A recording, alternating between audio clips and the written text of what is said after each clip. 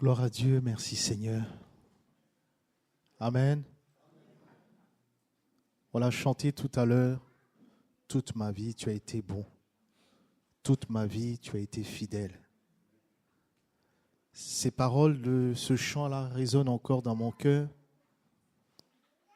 Je me pose la question de savoir pourquoi on vit. Amen. Je me pose vraiment la question de savoir pourquoi on vit. Est-ce qu'on vit pour se réjouir? Est-ce qu'on vit pour apprendre? Est-ce qu'on vit pour se marier, trouver du travail, faire des enfants, avoir de longs jours? Est-ce qu'on vit pour toutes ces choses-là? Je vous assure que je me pose la question. Quand je réfléchis à la croix, au sacrifice que Jésus a donné, pourquoi est-ce que je vis? Je disais à quelqu'un ce matin, on peut vivre 100 ans sur la terre, réaliser de grandes choses sur la terre, laisser un héritage sur la terre. Si c'est pour aller vivre l'éternité loin de Dieu, tout aura été vain. Vous êtes d'accord avec moi? C'est pour ça qu'il a payé le prix. Amen. Toute ma vie, tu as été bon. Parce que toute ma vie, tu as réalisé quelque chose. Amen. Tu m'as fait la grâce de rencontrer Jésus. Amen. Bien-aimé, c'est quelque chose de très, très important. Hier soir, j'ai eu une nouvelle qui m'a bouleversé. Une dame qui était une sœur dans la foi que j'ai encouragée à se rapprocher de Dieu il y a plusieurs années, de s'attacher à Dieu. Elle vivait dans le concubinage, je l'ai encouragée à aller plus loin dans son mariage. Elle a conçu des enfants et son mari, qui venait à l'église, voulait se rapprocher de Dieu, mais il se posait plusieurs questions. Il s'appelait Franck. Et il me disait, à l'époque, il m'appelait Frère Yvan. Frère Yvan, et cette question, Frère Yvan, est-ce que Jésus m'aime vraiment? Et je ne prenais rien d'autre que la Bible pour l'encourager à s'attacher à Dieu. Mais il se posait beaucoup trop de questions. Il est décédé il y a quelques années, il y a 5 années. Il est décédé et je suis allé vers sa veuve, donc la sœur dont je vous parle, pour lui dire, elle s'appelait Josette et son petit nom c'est Jojo. Je lui disais, Jojo, accroche-toi à Dieu. Il est fidèle et il est bon. Il ne t'abandonnera jamais. Souviens-toi de ce qu'il rêve pour toi. Elle a 3 enfants. J'ai appris hier soir qu'elle est décédée d'un AVC. Elle n'avait même pas 60 ans. Et je vous assure que ça m'a bouleversé. Parce que je me souviens des paroles qu'elle prononçait à ses enfants le jour du funérail de son mari. Elle disait, arrêtez de vous disputer, je ne serai pas là tout le temps. Votre papa est parti, mais moi je veux vous accompagner. Arrêtez les disputes. L'aîné a 17 ans, il passe le bac la semaine prochaine. Elle a fait la fête des mères avec ses enfants dimanche dernier. Et lundi, elle a eu un mal-aide. Elle a dit à son fils, appelle les secours s'il te plaît. Le secours est venu la chercher, et elle a rendu l'âme. Triste nouvelle. Mais quand on entend des choses comme ça, on se demande, mais pourquoi on vit? Amen? Vous êtes d'accord avec moi, hein? Pourquoi on vit? Elle n'était pas plus mauvaise que l'un d'entre nous. Mais sa vie avait un objectif. Amen? Cet objectif, c'est quoi? L'éternité avec Jésus. Tout ce que nous faisons là, on prépare l'éternité avec Dieu. Je ne parle pas d'un commencement ni d'une fin. Je parle de l'éternité avec Dieu. Est-ce que quelqu'un me comprend ce matin? C'est important de se concentrer sur l'essentiel. L'objectif de notre vie. Pas nos petits palabres. Pas nos petites disputes. Pas nos petites difficultés. L'objectif. Amen. Aujourd'hui, j'ai 51 ans. Je peux rêver de vivre 50 ans pour être un centenaire. Mais est-ce que c'est ça l'objectif d'une vie? Hein? C'est ça l'objectif d'une vie? S'il veut, il peut venir me chercher l'année prochaine, tant que je suis dans l'éternité avec lui. Amen. Je ne suis pas en train de vous dire que je veux vous abandonner. Hein. Je suis simplement en train de dire, posons-nous la question. Amen. Donc, quand on est sur cet objectif, tout ce qui se passe dans notre vie, on se demande, mais Seigneur, je suis entre tes mains, tu me conduis où? Qu'est-ce que tu veux faire? Amen.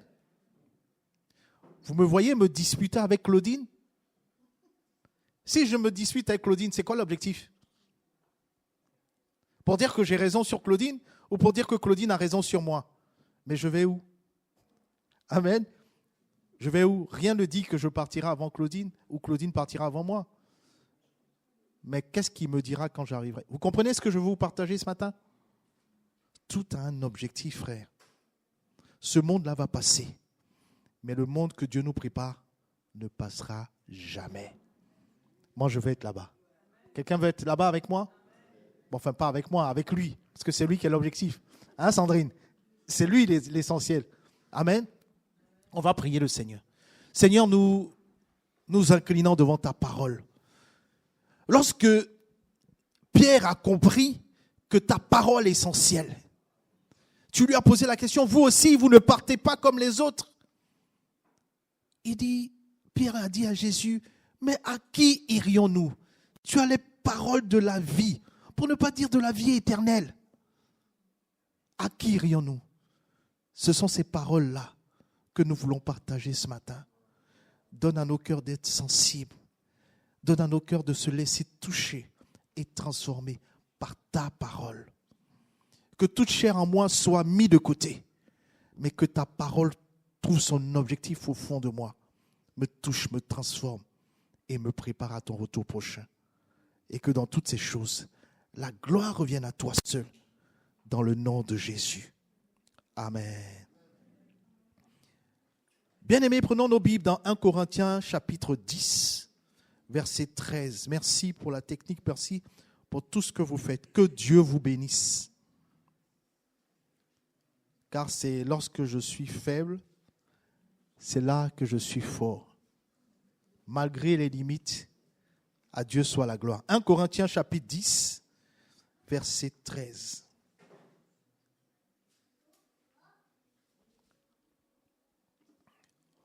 Aucune tentation ne vous est survenue qui n'ait été humaine.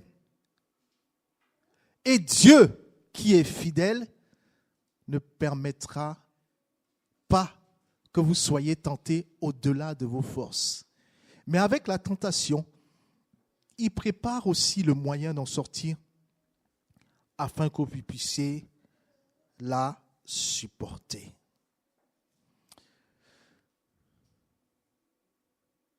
Écoute bien, Yvan. Je ne parle pas de vous. Écoute bien, Yvan. Nous vivons dans une génération qui cherche constamment à sortir des problèmes, sortir des maladies, sortir des difficultés, sortir de la dépression, sortir de crise familiale, sortir de tout ce qui ne va pas, même sortir d'un désert spirituel. Beaucoup d'entre nous, on arrive à l'église, ou même lorsqu'on prie, on dit à Dieu, mais Seigneur, comment je vais m'en sortir? Comment je vais y arriver? Mais le Saint-Esprit veut ce matin nous conduire à renverser cette question. La question n'est pas comment vais-je m'en sortir, mais pourquoi j'ai oublié que Dieu a déjà préparé l'issue. C'est ce qu'il nous dit dans ce texte. Dieu a déjà préparé l'issue. Avant mon combat, Dieu était déjà là. Amen. Avant mon désert, Dieu était déjà là. Avant ma crise, Dieu était déjà là. Quand nous découvrons le problème, Dieu a déjà trouvé la solution. Amen. Est-ce qu'au milieu de nous, quelqu'un a déjà traversé un désert? Désert de problèmes, Quelqu'un a déjà traversé un désert? Et tu es sorti du désert? Amen. Mais quand tu es rentré dans le désert, peut-être que tu as pensé que c'est ma mort. C'est mon terminus. Je ne vais pas y arriver. Mais Dieu avait déjà trouvé la solution. Amen. On peut se poser la question de savoir, mais pourquoi je dois passer par là? Mais avant d'aller plus loin, je veux qu'on lève une équivoque que je partageais avec un frère ce matin. Là, on parle d'épreuves, on peut parler de tentation. Mais la Bible nous dit clairement, on ne se moque pas de Dieu. Ce qu'on sème, qu'est-ce qui se passe? On récolte. Les jardiniers, je parle sur votre contrôle, et même les agriculteurs. Je peux avoir une semence d'ananas, je vais être un peu exotique, et une semence de prune. D'accord? Peut-être qu'on peut les confondre, vous me direz. Mais si je sème la prune, je ne peux pas m'attendre à récolter de l'ananas. On est d'accord? Dans notre vie, à cause de notre faiblesse, on peut faire des mauvais choix. Mais lorsque le mauvais choix ou la mauvaise semence est jetée en terre, on ne peut pas s'attendre à récolter autre chose. On est d'accord avec moi? C'est ce que la Bible dit. Donc, parfois, beaucoup de choses qui arrivent dans notre vie sont la conséquence de la semence qu'on a faite. Peut-être qu'on a oublié, mais la vie n'oublie pas. Et comme le rappelait mon épouse Cynthia, elle me dit, il ne faut pas croire qu'une prière peut rendre la terre stérile par rapport à ce qu'on a semé. Est-ce que quelqu'un me comprend ce matin? Une prière ne pourra jamais. Parce que ce que tu as semé, tu vas le récolter. Est-ce que quelqu'un me comprend ce matin? C'est important de comprendre qu'il ne faut pas tout mélanger. Il y a les épreuves que Dieu met sur notre chemin, mais il y a aussi les conséquences de nos mauvais choix qu'on paye. Et parfois des mauvais choix qui traversent les années, qui traversent les générations. Amen. Ce n'est pas de ça que je veux parler ce matin. C'est clair pour tout le monde? Je veux parler de ce que Dieu met sur notre route. Amen. Et ce qui met sur notre route, il s'arrange que ce soit quelque chose que nous puissions supporter. Jusque-là, j'ai perdu personne? Si je t'ai perdu, lève la main, et je reviens. Il s'arrange pour que cette tentation-là soit juste. Je vais parler, il y a un médecin au milieu de nous. Parfois, quand on donne comment on appelle ça? Traitement médical. On s'arrange pour que le traitement médical soit juste. Un trésor, docteur. On s'arrange pour que le traitement aille bien. On ne veut pas que le traitement soit compliqué pour la personne, puisque l'idée, c'est de guérir et de sauver. Mais avant les médecins, Dieu s'arrange pour que ce qu'il met devant nous comme épreuve soit suffisante, soit à propos, soit dosé. Amen. J'ai perdu personne?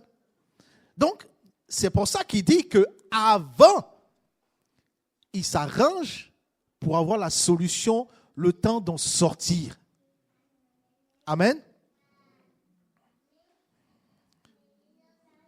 Donc,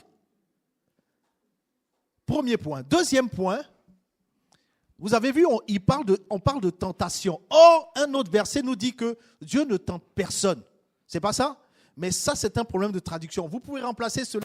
Aucune épreuve ne vous est survenue qui n'ait été humaine, et Dieu qui est fidèle ne permettra pas que vous soyez tentés que vous soyez éprouvés au-delà de vos forces, mais avec l'épreuve, il prépare aussi le moyen d'en sortir afin que vous puissiez la supporter. Amen. Mais peut-être qu'il faut s'arrêter là. Parce qu'une épreuve pour Patricia, on peut parler d'une tentation pour moi. Amen. Une situation peut être une épreuve pour Patricia, mais une tentation pour moi. Je vais prendre le temps de vous expliquer ça simplement. Je suis un chrétien dans l'église depuis quelque temps et dans la rue, je passe et je vois quelqu'un qui laisse tomber son portefeuille où il y a près de 1 000 € dedans. La personne s'en va. Mais il y a sa pièce d'identité, il y a son adresse, il y a tout dedans. Et il y a 1 000 € en espèces. D'accord? Et moi, j'arrive. Bon, je suis devant le portefeuille, la personne est partie, je ne vois plus personne. C'est une épreuve ou une tentation pour moi? C'est une tentation? C'est une tentation ou c'est une épreuve? Soyez d'accord. Ceux pour qui c'est une épreuve, levez la main.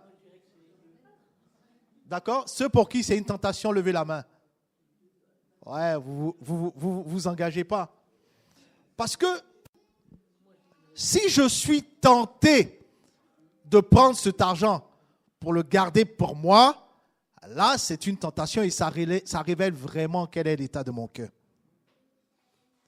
C'est une épreuve, ça va révéler aussi le cœur que j'ai puisque je vais prendre ce portefeuille, je vais ouvrir ce portefeuille, je vais regarder l'identité, l'adresse, soit je vais à la police, soit j'expédie ça directement à cette personne.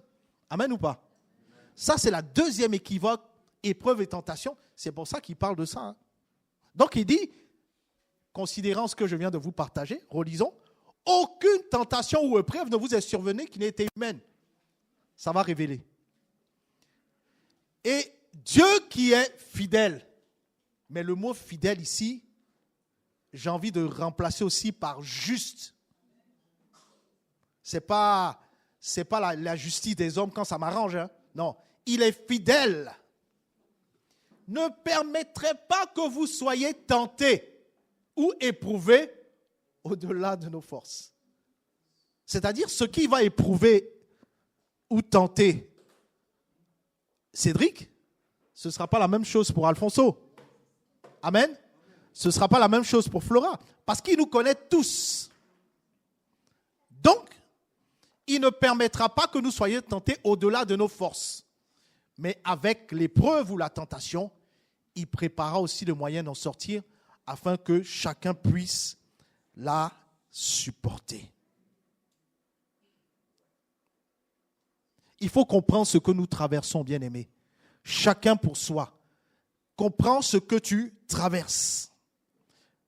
Parce que, comme je viens de le dire, le même événement peut produire deux résultats totalement différents.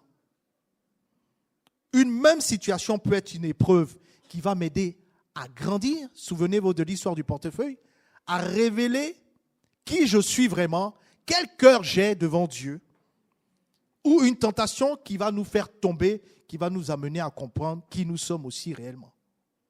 Est-ce que quelqu'un me comprend ce matin? La différence n'est pas toujours dans la circonstance. La différence se trouve dans le cœur de l'homme. Amen. Israël est envoyé dans le désert. C'est pas ça? Dieu produit un grand miracle. Il fait traverser la mer. Et puis les voilà dans le désert. Alors qu'ils étaient en esclavage. On l'oublie souvent. D'accord? Ils sont dans les déserts. Dans le désert, qu'est-ce qu'il y a? Il y a des chemins? Il y a des repères? Il n'y a rien. Pourquoi Dieu envoie son peuple dans le désert, d'après vous? Épreuve, mais d'accord? Épreuve, tentation.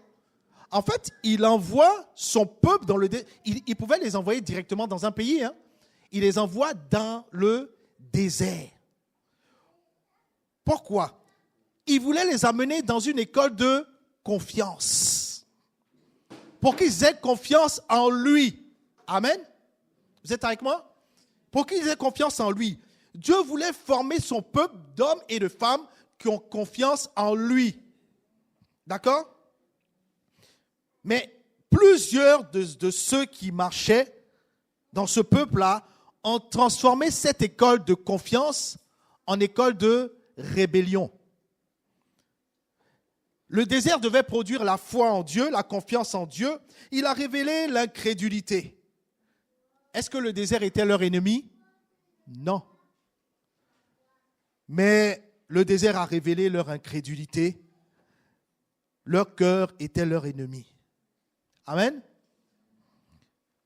Par rapport à ce que tu traverses, ce que tu vis, que je ne connais pas forcément, dis-toi, si ce n'est pas une semence que tu récoltes, dis-toi que c'est quelque chose que Dieu met devant toi pour révéler qui tu es vraiment à tes yeux, aux yeux de Dieu.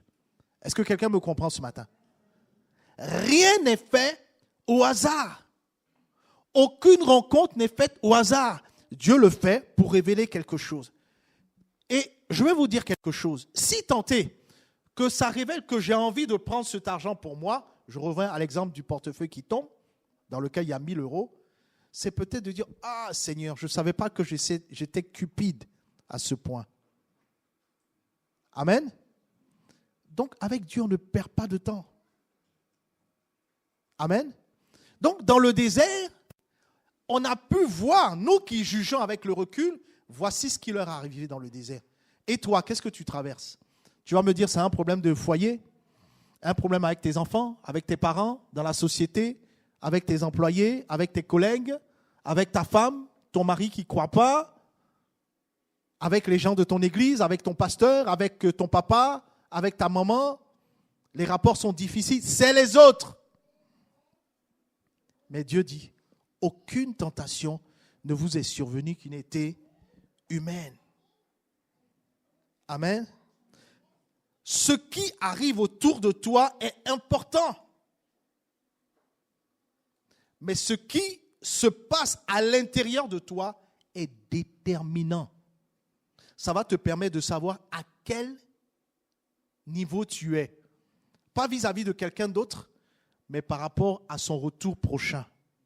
Cette dame dont je vous ai parlé, Josette, la vie s'est arrêtée pour elle. Mais moi, ça va s'arrêter quand? Toi, ça va s'arrêter quand? Est-ce que je serai prêt quand il viendra me chercher? Et puis, n'oublions pas, la Bible nous dit qu'il revient bientôt. Qui connaît la date? Personne. Mais quand il reviendra, est-ce que je serai prêt? Là, à l'instant où on parle, est-ce que je serai prêt? Je dis, Seigneur, aide-moi chaque jour, aide-moi à être prêt. Parce que ta venue va nous surprendre tous. On est là, on se laisse aller par les distractions. En fait, la distraction va nous amener même des palabres, des disputes, va nous faire perdre de vue qu'il y a un objectif. Il revient bientôt. Amen. Mais avant de changer nos circonstances, Dieu change souvent et nous aide à transformer nos cœurs. Car lorsqu'il transforme le cœur, il change notre manière de traverser les circonstances. Amen. Je vois la vie autrement désormais, à cause des circonstances difficiles que je suis en train de voir. Est-ce que quelqu'un me comprend ce matin? J'ai perdu personne, ça va? Vous suivez la ligne? Aucune épreuve, aucune tentation ne vous est survenue qui n'ait été humaine. Dieu, bien-aimé, utilise l'épreuve. Pense à l'épreuve que tu vis. Pense à la situation que tu vis. Dieu l'utilise pour révéler ce qu'il a déposé en toi. Par exemple, comprenons que l'or n'a pas été fabriqué dans le feu. Mais l'or est révélé par le feu. L'épreuve ne crée pas toujours quelque chose, mais elle révèle souvent quelque chose. Qui nous sommes? Qu'est-ce qu'il y a dans notre cœur? Amen. Je me rappelle de cette histoire dans cette église où il y avait une équivoque entre un frère et une sœur qui a suscité de violentes disputes. C'était un quiproquo. Il a mal entendu, elle a mal entendu, ça crée une dispute. Mais lorsqu'on s'est assis pour essayer de régler, faire la médiation, ça a révélé l'état du cœur du frère. Amen. C'est comme ça que Dieu fonctionne. Si on a des oreilles pour entendre, si on a des yeux pour comprendre, quel est l'état de notre cœur aujourd'hui? Tout ce que Dieu nous fait traverser a un objectif, c'est pour révéler où nous en sommes aujourd'hui. Quelqu'un peut faire cette prière à Dieu pour dire, mais Seigneur, dis-moi, est-ce que je suis prêt à ton retour? Mais Dieu va te balancer une grosse épreuve qui va te révéler à tes yeux, pas aux yeux des autres, pas aux yeux du pasteur, où tu en es, où j'en suis. Est-ce que quelqu'un me comprend ce matin? Les épreuves ne sont pas là pour nous tuer. Hein. Je parle bien des épreuves, hein. Je ne parle pas de tes mauvais choix.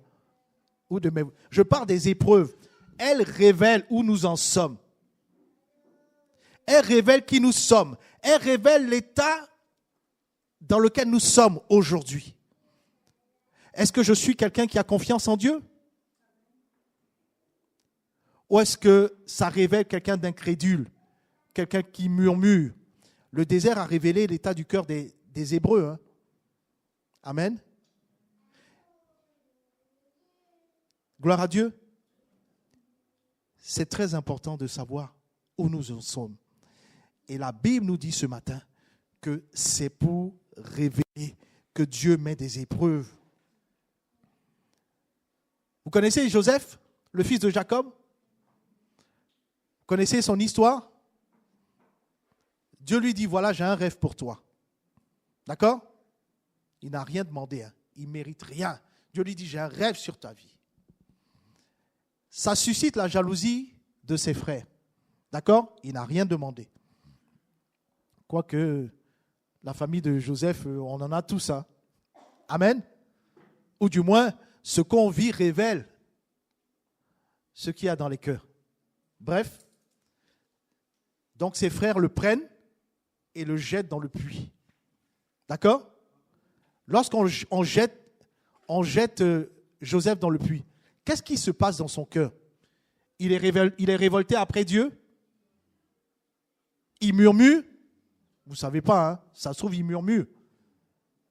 Mais c'est l'ensemble des épreuves qui va révéler qui il est vraiment. D'accord? Dieu a laissé faire. Mais Dieu sait où il voulait conduire Joseph. Là, c'est facile, hein, on connaît la fin de l'histoire. Mais mon frère qui est là en face de moi, il peut vivre un moment difficile. Est-ce que ce moment difficile-là, c'est pour le tuer? Pas toujours, si c'est Dieu qui a produit cela. Mais Dieu, non seulement, sait où il veut le conduire. Donc Joseph, il est jeté dans le puits. Il a vécu la trahison de ses frères. Ensuite, comme si ça ne suffisait pas, il a subi l'injustice. Amen. Il a subi l'abandon. Il a subi la prison. Chaque étape semblait être un recul. Mais chaque étape révélait la fidélité que Dieu avait déposée en lui. Est-ce que Dieu peut en dire autant de toi et de moi? Amen. Parfois, il faut regarder l'état de notre cœur à chaque situation difficile. Ça ne doit pas parler aux autres, hein, Claudine. Ça doit parler à toi d'abord. Amen. Je ne parle pas de ta vie personnelle, hein, c'est parce que tu es en face de moi. Ça doit nous parler à nous d'abord. Où nous en sommes. Amen. Où nous en sommes. La prison n'a pas détruit Joseph. Le puits n'a pas détruit Joseph. Mais il a révélé qui était Joseph. C'est bon, Étienne? Tu es avec moi? Alléluia. Tout cela a révélé qui était Joseph. Rebecca, ce que tu vis, ça révèle qui tu es? De façon générale. Hein? Je te dis ça pour que tu te poses la question à toi-même. Ce n'est pas en faisant référence à ta vie. C'est pour que tu sois avec moi, hein, toujours. Alléluia. Donc, je peux même dire, Yvan, ce que tu vis aujourd'hui révèle où tu en es et qui tu es. Amen. Ce qui voulait te casser, l'épreuve que tu vis qui était difficile est parfois ce que Dieu utilise pour te révéler. Regardez l'histoire de Job. Quelqu'un connaît l'histoire de Job? Satan voulait démontrer que Job servait Dieu pour les intérêts, pour les bénédictions. Amen. Mais Dieu savait que Job le servait pour sa personne. Donc il a laissé faire. L'épreuve n'a pas révélé Dieu. L'épreuve a révélé qui était Job. Amen. Lorsque Dieu permet une épreuve, il ne te laisse jamais seul à l'intérieur. Et c'est là que Paul nous révèle l'une des plus grandes vérités de la foi chrétienne. Dieu qui est fidèle. Fidèle. Dieu est fidèle. Paul ne dit pas tu es fort, il dit Dieu est fidèle. Notre victoire dans les épreuves qu'on peut traverser en ce moment ne repose pas sur notre capacité à tenir. Amen. Elle repose sur la capacité de Dieu à nous soutenir. Regardez Pierre. Pierre a promis beaucoup. Il a dit à Jésus, je ne t'abandonnerai jamais.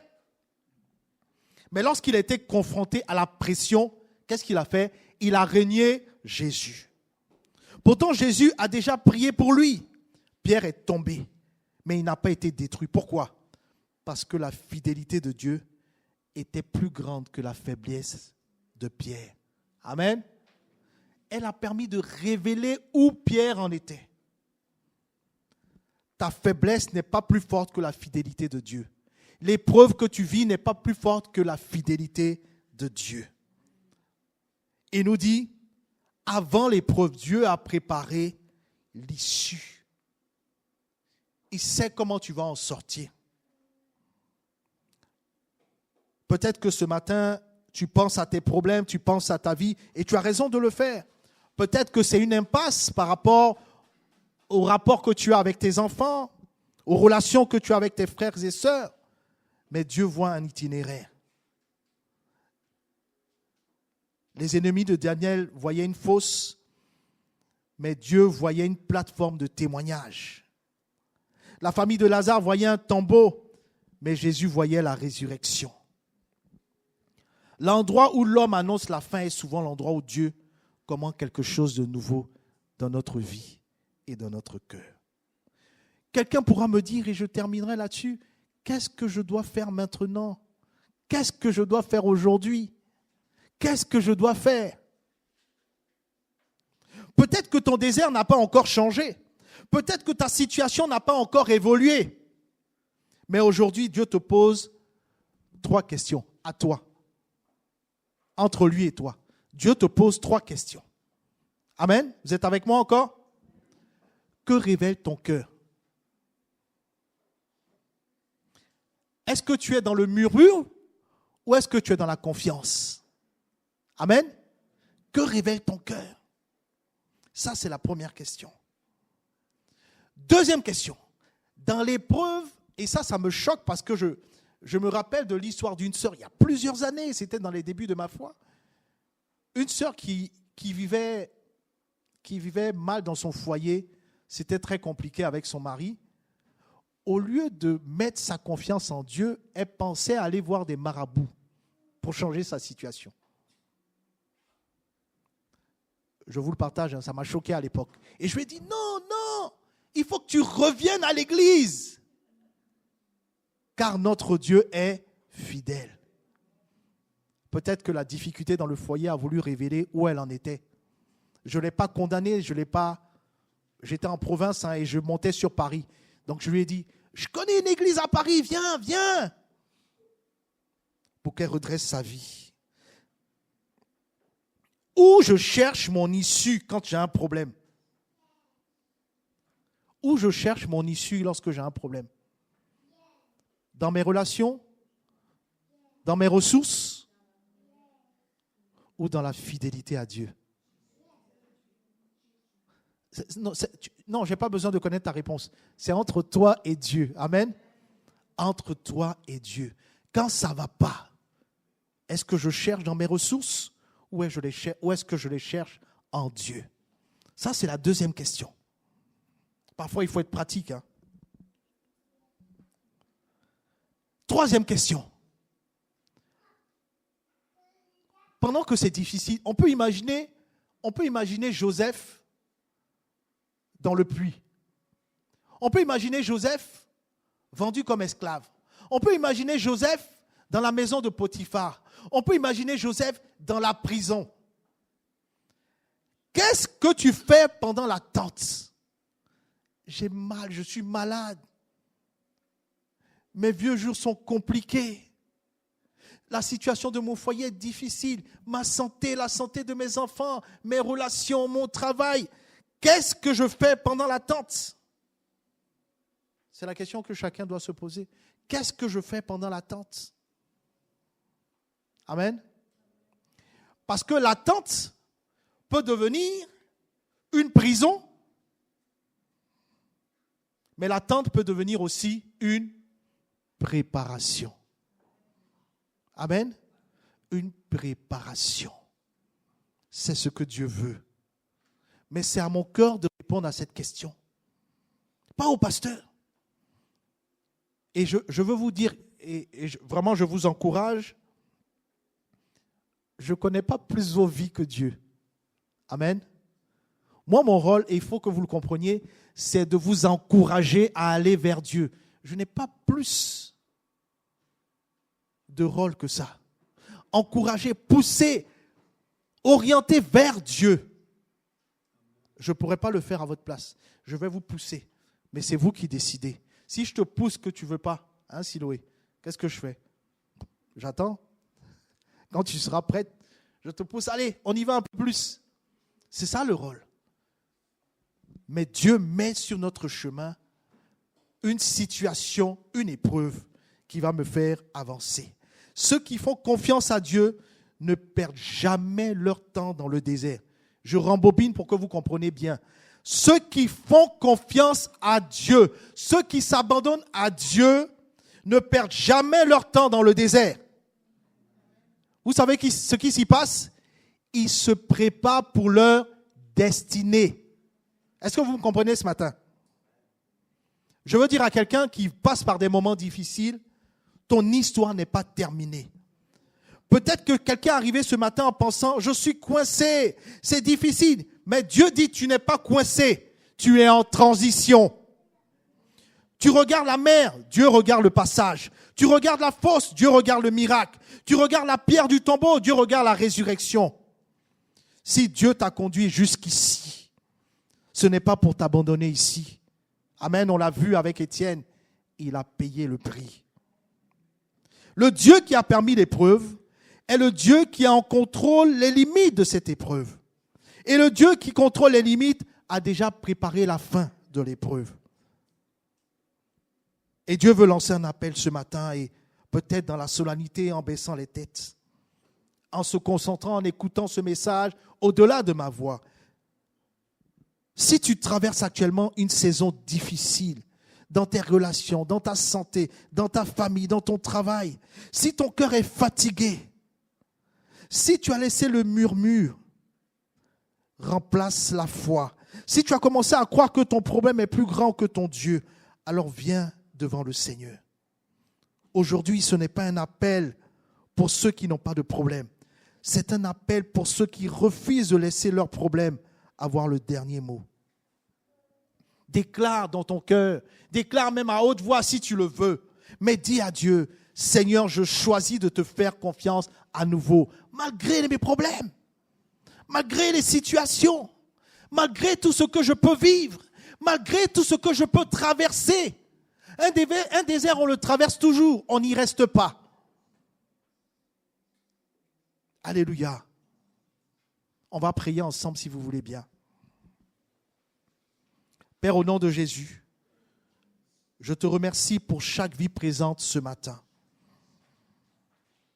Je déclare qu'au vu de ce que tu nous donnes dans ta parole, que toute confusion laisse place à la clarté dans chaque vie au nom de Jésus.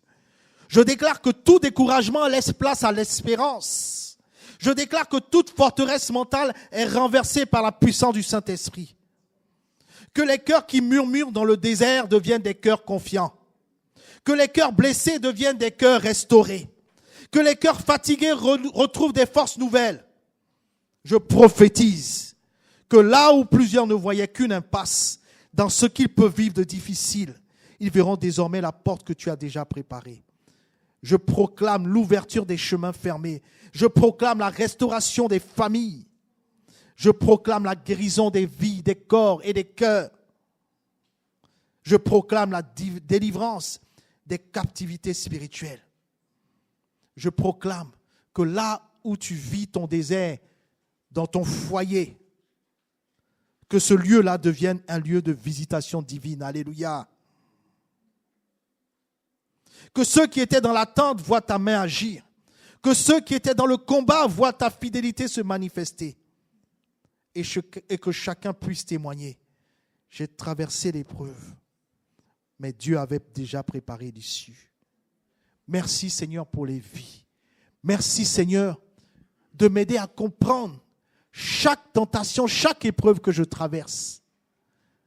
Car toi Dieu, tu es fidèle. Car toi Dieu, tu sais où tu veux nous conduire. Car toi Dieu, tu sais ce que tu as prévu pour nous.